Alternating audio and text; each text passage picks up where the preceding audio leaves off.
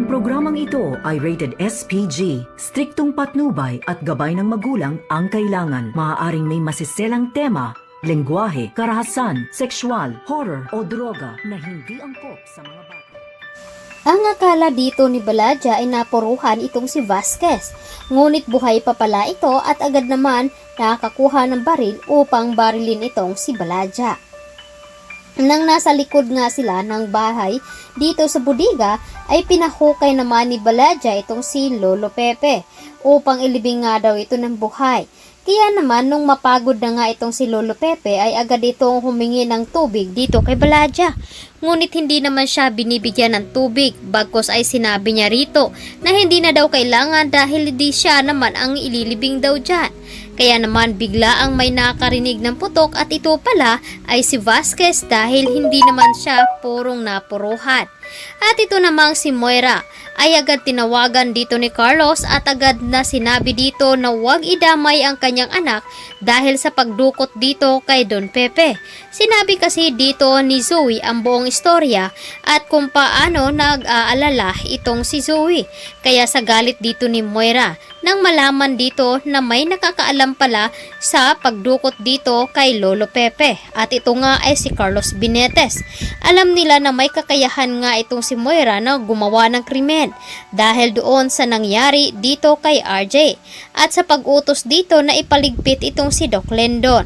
Kaya naman tinawagan agad ni Moira itong si Zoe upang sabihin dito na traitor nga daw ito at pinahamak siya dahil marami ang may nakakaalam sa kanilang sikreto.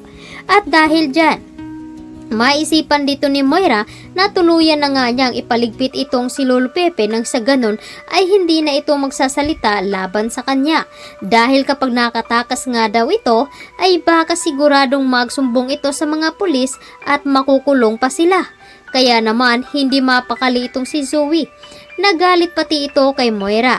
Ngunit ito namang si Annalyn ay agad na pumunta doon sa Apex at kinausap ang kanyang mga kaibigan. Dahil nga sa pagkawala dito ni Lolo Pepe ay agad naman na kinausap nila na kailangan makakuha sila ng ebidensya dito kay Zoe upang mapaamin kung nasaan nga ba dito ang kanyang lolo. Dahil hindi sila mapalagay hanggat hindi nila nakikita na ligtas ito.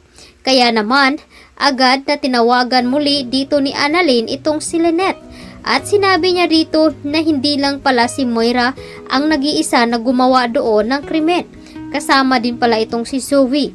Kaya papatunayan niya na makakita ito ng ebidensya upang mapaamin itong si Zoe kung saan nga ba dinala itong si Lolo Pepe.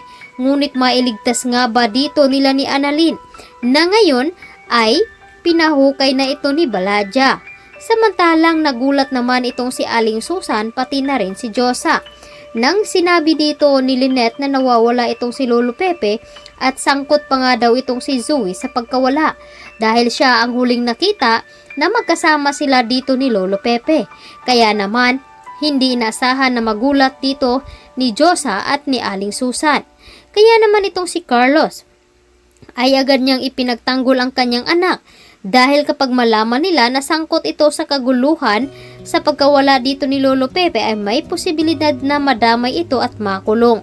Hindi kakayanin dito ni Carlos na makita ang kanyang anak na kinukulong dahil concerned pa rin itong si Carlos dito kay Zoe.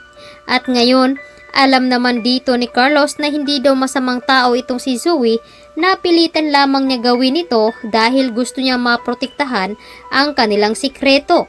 At lalo na itong si Carlos dahil kapag malaman nga daw ito ni Lynette, siguradong hihiwalayan siya dahil ngayon ay kasal na silang dalawa.